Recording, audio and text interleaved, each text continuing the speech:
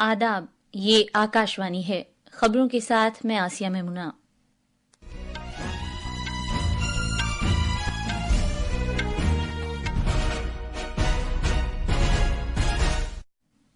इंतखाबी commission अब से कुछ देर बाद दिल्ली कानून साज असेंबली के इंतखाबात की तारीखों का ऐलान करेगा। मरकजी वजीर दाखिला अमित शाह ने नई दिल्ली में भारत पोल का आगाज किया। वजीर दाखिला ने कहा कि ये भारत की बैनुल-अक़वामी तफ्तीश को नए दौर में ले जाएगा। नेपाल तिब्बत सरहद पर आज सुबह आए 7.1 शिद्दत के जलजले में कम अज कम 53 लोग हलाक हो गए। मरकजी वजारत सेहत ने HMPV वायरस के फैलाव की रोकथाम के लिए रियासतों को अवाम में बेदारी मुहिम चलाने को कहा है।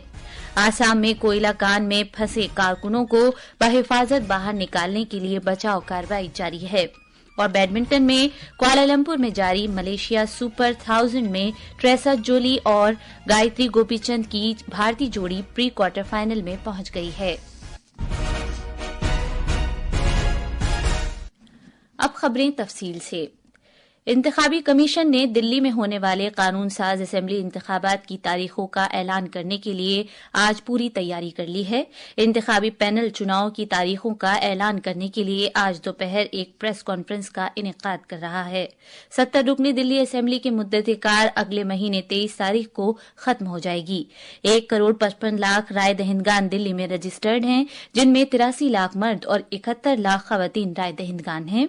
दिल्ली के चीफ इलेक्टोरल अफसर के मुताबिक पिछले 2 महीने में 18 से 19 साल की उम्र के जुमरे में 52,000 नए राय दहिंदगान को जोड़ा गया है।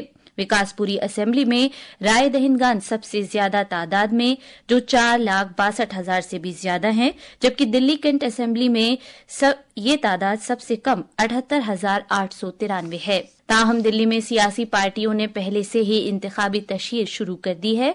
बरसरे इख्तिदार आम आदमी पार्टी ने दिल्ली असेंबली इंतखाबात की सभी असेंबली सीटों के लिए अपने उम्मीदवारों के नामों का ऐलान कर दिया है, जबकि बीजेपी ने अब तक 29 उम्मीदवारों के नामों का ऐलान किया है। वहीं कांग्रेस ने उम्मीदवारों के नामों की तीसरी फहरिस्त जारी की है। वजीर दाखिला अमित शाह ने आज नई दिल्ली में मरकजी जांच ब्यूरो के जरिए तैयार करदा भारत पोल पोर्टल की शुरुआत की। भारत पोल पोर्टल का मकसद रेड कॉर्नर नोटिसों और दीगर इंटरपोल नोटिस समेत इंटरपोल की बैनुल-अक़वामी सभी दरखास्तों को हम आहंग करना है। इस मौके पर खिताब करते हुए वजीर दाखिला अमित शाह ने कहा कि भारत पोल बैनुल-अक़वामी जांच को एक नए दौर में ले जाएगा। उन्होंने कहा कि अब जांच एजेंसियां मतलूबा मालूमात हासिल करने के लिए इंटरपोल के राब्ते में रहेंगी। उन्होंने बताया कि मनशियात की स्मगलिंग, असलहा की स्मगलिंग, दहशतगर्दी से मुताल्लिक जराइम और लोगों को गैर कानूनी तरीके से एक जगह से दूसरी जगह पहुंचाना जैसे मामलात को हल करने में ये पोर्टल मदद करेगा। सबसे बड़ा फायदा अंतर्राष्ट्रीय डेटा के उपयोग के बारे में। 19 प्रकार के डेटाबेस जो इंटरपोल के हैं वो आज हमारे पास उपलब्ध होंगे। एनालिसिस कर क्राइम रोकने की हमारी सिस्टम खड़ी करने के लिए भी उपलब्ध होंगे और अपराधियों को पकड़ने के लिए भी उपलब्ध होंगे। और साइबर अपराध की नई चुनौतियों को भी एक स्पीड के साथ इससे हम आगे ले जा सकते हैं। इस मौके पर जनाब अमित शाह ने CBI के उन 35 अफसरान और हुक्काम को पुलिस मेडल्स अता किए, जिनको सदर जमहूरिया के पुलिस मेडल्स और बेहतरीन जांच के लिए वजीर दाखिला के मेडल्स का ऐलान किया गया था। भारत पोल हमारे देश के अंतर्राष्ट्रीय इन्वेस्टिगेशन को एक अलग युग में ले जाने वाली एक शुरुआत है। एक प्रकार से अब तक इंटरपोल के साथ काम करने के लिए एक ही एजेंसी नामित थी, CBI, मगर भारत पोल की संरचना होने के साथ भारत की हर एजेंसी, हर राज्य की पुलिस अपने आप को बहुत सरलता के साथ इंटरपोल के साथ कनेक्ट कर पाएगी और सीधा गति अपने इन्वेस्टिगेशन को देने में उनको बहुत सहायता होगी।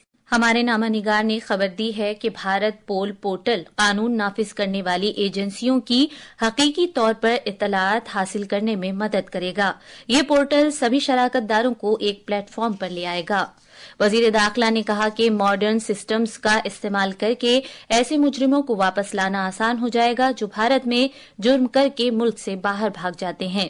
جناب شاہ نے کہا کہ بھارت پول پورٹل 195 ملکوں کے انٹرپول نیٹ ورک کے ساتھ تحقیقاتی ایجنسی اور پولیس کے درمیان تال میل پیدا کر کے جرائم کو قابو کرنے میں اہم کردار ادا کرے گا.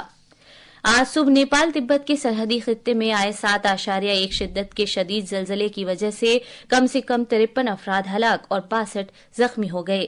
اس زلزلے کا مرکز نیپال سرحد کے نزدیک تبت کے زیزینگ علاقے میں واقع تھا. اس زلزلے کے جھٹکے بہار، مغربی بنگال اور سکم سمیت شمالی بھارت کے مختلف حصوں میں بھی محسوس کیے گئے ہیں. یہ جھٹکے بہار میں سب سے زیادہ محسوس کیے گئے، جس کی وجہ سے لوگ خوفزدہ ہو کر اپنے گھروں سے باہر نکل آئے. یہ خبریں آکاشوانی سے نشر کی جا رہی ہیں. ہیومن میٹانیمو وائرس HMPV کا پازیٹو معاملہ گجرات میں درج کیا گیا ہے. علاج کے لیے راجستھان سے احمد آباد لائے گئے 2 مہینے کے بچے کا HMPV نمونہ پازیٹو پایا گیا. بچہ فی الحال زیر علاج ہے اور اس کی حالت مستحکم ہے. ریاستی وزیر صحت رشی کیش پٹیل نے واضح کیا کہ HMPV کوئی نیا وائرس نہیں ہے اور عوام اس سے نہ گھبرائیں. تاہم انہوں نے HMPV کی علامات کی اہمیت کو سمجھنے اور احتیاطی اقدامات اپنانے کی ضرورت پر زور دیا. بیرون ملک سفر کرنے والوں کے لیے رہنما خطوط تیار کرنے کا کام جاری ہے. اس کے علاوہ ریاستی حکومت کے اسپتالوں کو ہدایت دی گئی ہے کہ وہ وائرس کی جانچ کے لیے RT-PCR کٹس کی خریداری کریں. ادھر مہاراشٹر کے ناگپور میں ہیومن میٹانیمو وائرس HMPV کے 2 نئے معاملے کی شناخت ہوئی ہے. ان میں ایک 7 سالہ اور ایک 13 سالہ بچہ شامل ہے. صحت کے مرکزی سیکریٹری نے ملک میں نظام تنفس کی بیماریوں کی موجودہ صورتحال کا جائزہ لیا اور ان کے انتظام سے متعلق عوامی نظام صحت کی صورتحال پر غور کیا.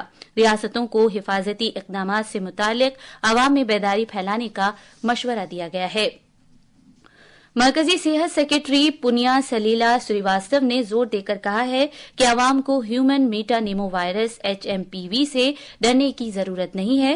ریاستوں اور مرکز کے زیر انتظام علاقوں کے ساتھ ایک ورچوئل میٹنگ کے دوران صحت سیکریٹری نے HMPV سے متعلق حالات اور بھارت میں سانس کی بیماریوں کے تازہ حالات اور ان کے انتظام کے لیے طبی اقدامات کا جائزہ لیا.